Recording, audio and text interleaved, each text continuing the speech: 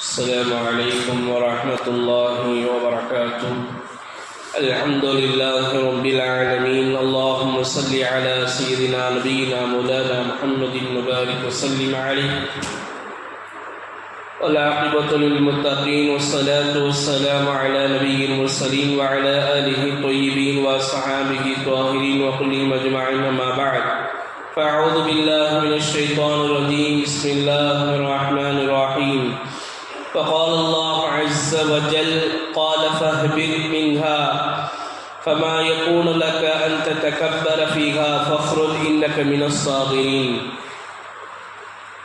وقال نبينا صلى الله عليه وسلم: لا يدخل الجنة من كان في قلبه مثقال ذرة من كبر. صدق الله مولانا العظيم.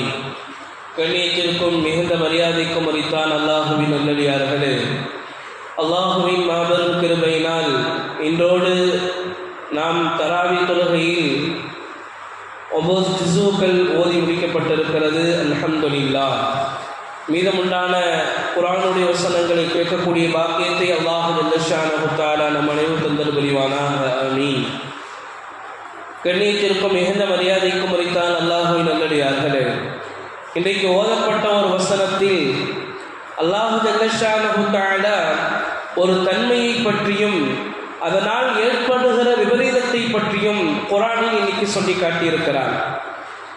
அல்லாஹ் ஜல்ல ஷானஹு தஆலா ஷைத்தானை பற்றி சொல்லுகிற விஷயத்தில் அல்லாஹ் சொல்லுவான்: ஃபஹ்பித் மின்ஹா ஃபமா யகூனு, இங்கிருந்து நீ கீழே இறங்கிரு. ஷைத்தானை பார்த்து அல்லாஹ் சொல்றான்: அன்த தகப்பர ஃபீஹா, அதாவது பெருமை அளிக்கக்கூடிய தன்மை இருக்கக்கூடியவர்கள் இங்கு இருக்க முடியாது. ஃபஹ்ருஜ் இன்னக மினஸ் சாகிரீன், இங்கிருந்து நீ வெளியாகிரு, நீ சிறுமைப்பட்டோரில் உள்ளவனாக ஆகிவிட்டாய் என்பதாக அல்லாஹ் ஜல்ல ஷானஹு தஆலா யாரை பார்த்து சொல்கிறான் என்று சொன்னால், இப்லீஸை பார்த்து அல்லாஹ் சொல்கிறான். அதாவது தாங்களுக்கு தெரியும், ஆதம் அலைஹிஸ்ஸலாத்து வஸ்ஸலாம் அவர்கள் மண்ணால் படைக்கப்பட்ட அல்லாஹ் தன்னுடைய உயிரை கொண்டு அவர்களை ஊதுகிறான். ஊதியதற்கு பிறகு ஆதம் அலைஹிஸ்ஸலாத்து வஸ்ஸலாம் அவர்கள் ஒரு மனிதனாக உருவாகிறார்கள்.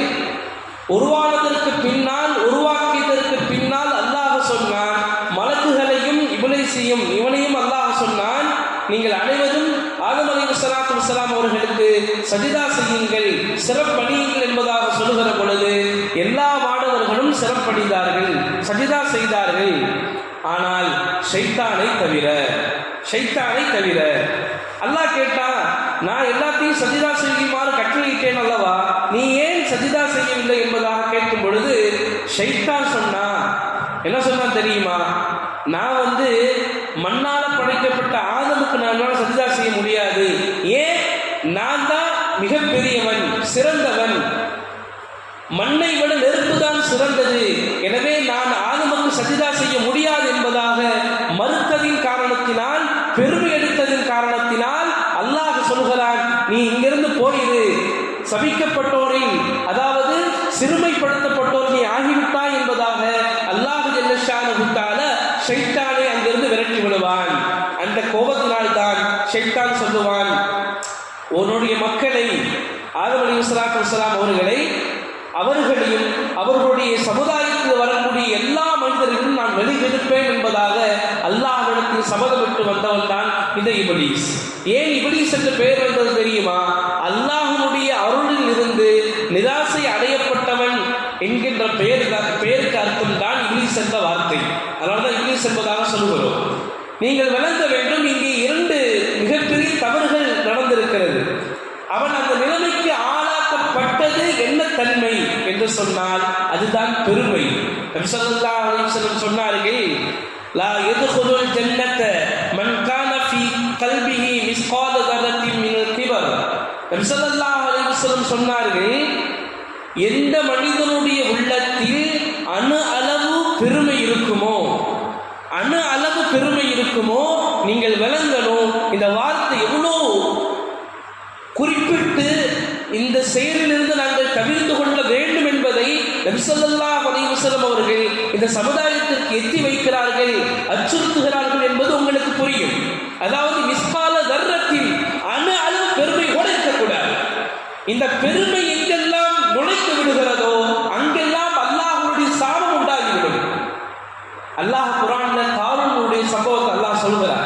காரூன் அல்லாஹ் ஜல்லஷானஹு தஆலா அவனுக்கு எல்லாத்தையுமே கொடுத்தான், செல்வங்கள் வாரி இறைச்சா. அல்லாஹ் மூசா நபி சொன்னாங்க, எப்பா அல்லாஹ் உனக்கு இவ்வளவு செல்வத்தை கொடுத்திருக்கிறான், அல்லாஹ்வுடைய பாதையில செலவு செய் சொன்னானா?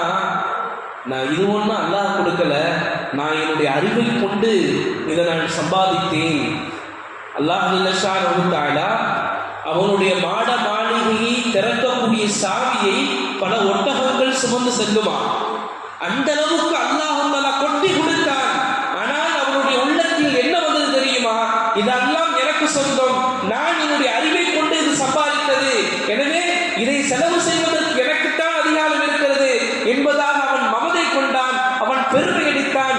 மக்கள் எல்லாம் பார்த்து சொன்னார்கள், ஆஹா, நாங்கள் வாழ்ந்தால், உலகத்தில் வாழ்ந்தால் காரூனை போலல்லவா வாழ வேண்டும், அவரிடத்தில் எவ்வளவு செல்வாக்கு இருக்கிறது, பொருட்கள் இருக்கிறது, மாட மாளிகை இருக்கிறது, நாங்கள் வாழ்ந்தால் இப்படித்தான் வாழ வேண்டும் என்பதாக அந்த மக்கள் எல்லாம் நினைத்து கொண்டிருந்த அதே சமயத்தில் அல்லாஹ் ஜல்லஷானஹு தஆலா பெருமை எடுத்ததின் காரணத்தினால் காரூனை பூமி உள்வாங்கியது. அவனுடைய பொருட்களோடு, அவனுடைய தங்கத்தோடு, அவனுடைய மாட மாளிகையோடு. அப்ப மக்கள் சொன்னாங்களா, நல்ல வேளை அல்லாஹ் ஜல்லஷானஹு தஆலா நமக்கு இந்த பொருளை கொடுத்து நம்மை மண்ணுக்குள்ள அல்லாஹ் என்ன செய்யல, அமுக்காம விட்டானேன்னு எல்லாரும் சந்தோஷப்பட்டாங்க. சொன்னாங்களா, நல்ல வேளை நம்ம தப்பிச்சிட்டோம்னு. அப்போ பெருமை இருக்கிறதே, அது எங்கெங்கெல்லாம் சென்று விடுகிறதோ, யாரிடத்தில் சென்று விடுகிறதோ அங்கே அல்லாஹ்வுடைய சாபம் என்பது நிச்சயமாக உண்டாகும். அதனாலதான் நபி ஸல்லல்லாஹு அலைஹி வஸல்லம் ஹதீஸ் என்ன, யாருடைய உள்ளத்தில் கடு அளவு, அணு அளவு பெருமை இருக்குமோ அவன் சொர்க்கத்திற்குள் நுழைய முடியாதுன்னு சொன்னாங்க.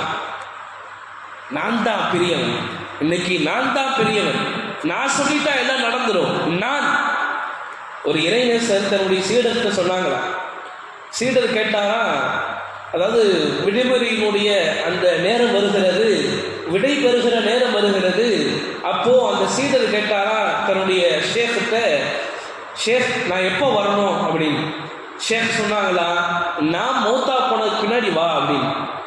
உடனே அந்த சீடர் கேட்டாங்களா, நீங்க மௌத்தா போனீங்கன்னா இங்க வந்து எனக்கு என்ன ஃபாயிதா, என்ன பிரயோஜனம்? அப்ப ஷேக் சொன்னாங்கன்னா, நான் மௌத்தா போனதுன்னா நான் மௌத்தா போனதல்ல, நான் என்கிற அந்த ஆணவம் இருக்குது இல்லையா, நான் என்கிற அந்த பெருமை இருக்கிறது அல்லவா, அதான் மௌத்தா போனதுக்கு முன்னாடி என்கிட்ட வா என்பதாக தன்னுடைய சீடருக்கு அந்த இறைநேசர் செல்வர் அவர்கள் சொல்லிக் கொடுத்தார்கள் என்று சொன்னால், நம்மிடத்தில் தவிர்க்கப்பட வேண்டிய முக்கியமான தன்மை, அபாயகரமான தன்மை இந்த பெருமை இருக்கக்கூடிய விஷயம்தான். நபி ஸல்லல்லாஹு அலைஹி வஸல்லம் அவர்கள் சொல்லி காட்டினார்கள், அலா உஸ்பிரக்கும் பி அஹ்லின் நார், நரகவாசி யார் என்பதாக உங்களுக்கு அறிவிக்கட்டுமா? எத்தனையோ தடவை நபி ஸல்லல்லாஹு அலைஹி வஸல்லம் சொர்க்கவாசி பற்றி அறிவிக்கட்டுமான்னு சொன்னாங்க. ஒரு தடவை சொன்னாங்க, அலா உஸ்பிரக்கும் பி அஹ்லின் நார், நரகவாசி யார் என்பதாக உங்களுக்கு அறிவிக்கட்டுமா? குல்லு உத்னின் வ ஜவ்வாதின் வ முஸ்தக்பிரின். நபி ஸல்லல்லாஹு அலைஹி வஸல்லம் அவர்கள் சொன்னார்கள், கடின இதயமுடையவன், கஞ்சத்தனமுடையவன், பெருமை அளிக்கக்கூடியவன், இவர்கள் தான் நரகவாசி என்பதாக சொன்னார்கள். அப்போ பெருமை இருக்கிறது எவ்வளவு தவிர்க்கப்பட வேண்டிய விஷயம். சொர்க்கமும் நரகமும் நபி ஸல்லல்லாஹு அலைஹி வஸல்லம் சொன்னாங்க, சொர்க்கமும் நரகமும் ரெண்டு பேரும் சட்டை போட்டுக்குச்சான், தர்க்கம் செய்து கொண்டதான். சொர்க்கம் சொன்னதான், என்னிடத்தில் யார் இருக்கிறார்கள் தெரியுமா? பலகீனமானவர்கள், ஏழைகள் என்னுடைய வீட்டில் இருக்கிறாங்க. நரகம் சொன்னதாம், நீங்கள் கவனிக்கணும், நரகம் சொன்னதாம், என்னிடத்தில் யார் இருக்கிறார்கள் தெரியுமா? எவனெவனெல்லாம் உலகத்தில் அட்டூழியம் புரிந்தானோ, பெருமை அடித்துக் கொண்டிருந்தானோ, அவன்தான் எனக்குள் இருக்கிறான் என்பதாக நரகம் சொன்னதாம். இப்ப அல்லாஹ் சொன்னானாம் சொர்க்கத்தை பார்த்து, சொர்க்கமே நீ என்னுடைய ரஹ்மத், நீ என்னுடைய கிருபை, எனவே உனக்குள் என்னுடைய அடியார்களை நான் யாரை விரும்புகிறேனோ அவர்களை அனுப்புவேன். மேலும் அல்லாஹ் நரகத்தை பார்த்து சொன்னானாம், நரகமே நீ என்னுடைய வேதனை, எவனவனெல்லாம் பெருமை எடுத்துக் கொண்டிருக்கிறானோ, அட்டூழியம் புரிகிறானோ, அவனை உன்னில் நான் நிரப்புவேன், நிச்சயமாக உங்கள் இரண்டு பேர்கள் நான் நிரப்புவேன் என்பதாக அல்லாஹ் ஜல்லஷானஹு தஆலா சொர்க்க நரகங்களிடத்திலே பேசினான் என்பதாக நபி ஸல்லல்லாஹு அலைஹி வஸல்லம் அவர்கள் சொல்லி காட்டினார்கள். அதோடு மட்டுமல்லாமல் நாளைக்கு மஹ்ஷரிலே நபி ஸல்லல்லாஹு அலைஹி வஸல்லம் சொன்னார்கள், அல்லாஹ் சில மனிதர்களை பார்க்க மாட்டான், அல்லாஹ் சில மனிதர்களை இடத்திலே பேச மாட்டான், அல்லாஹ் சில மனிதர்களை பாவத்தை சுத்தப்படுத்த மாட்டான். அந்த 3 நபர்கள் யார் என்று சொன்னால், வயோதிகத்தில் விபச்சாரம் புரிந்த மனிதன், 2வது பொய் கூறும் அரசன், 3வது பெருமை அளிக்கக்கூடிய ஏழை என்பதாக ஸல்லல்லாஹு அலைஹி வஸல்லம் அவர்கள் சொல்லி காட்டினார்கள். இப்ப பெருமை என்பது எவ்வளவு தவிர்க்கப்பட வேண்டிய ஒரு தன்மை. எங்களுடைய உள்ளத்துல பெருமை வராம நாங்க பார்த்துக்கிறோம். ஷைத்தான் இருக்கிறானே, எல்லா நேரத்திலையும் எப்படியாவது அவனை நன்மையை புடுங்கணும், நன்மை இல்லாம ஆக்கணும், கைசேதத்திற்கு உண்டான மனிதனாக ஆக்க வேண்டும் என்பதாக ஷைத்தான் திட்டமிட்டு இருப்பான். அதுல ஒண்ணு என்னன்னா, இவர் நல்லா தொழுகுவார், நல்லா வணங்குவார், நல்ல தான தர்மங்கள் செய்வார். என்ன செய்வான் தெரியுமா?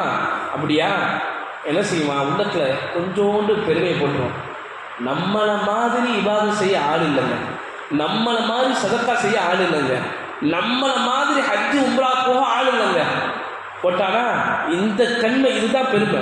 இது வந்ததற்கு பின்னால் அவனிடத்தில் இருக்கக்கூடிய அத்துடைய அமல்களையும், அதாவது பாயாசத்துல ஒரு சொட்டு விஷத்தை ஊத்தினா எப்படி பாயாசம் விஷமாக மாறுமோ, அந்த மாதிரி நம்முடைய நன்மைகளில் இந்த ஒரு சொட்டு பெருமையை போட்ட உடனேயே அந்த நன்மைகள் அனைத்தும் பாவங்களாக மாறி போய்விடும்.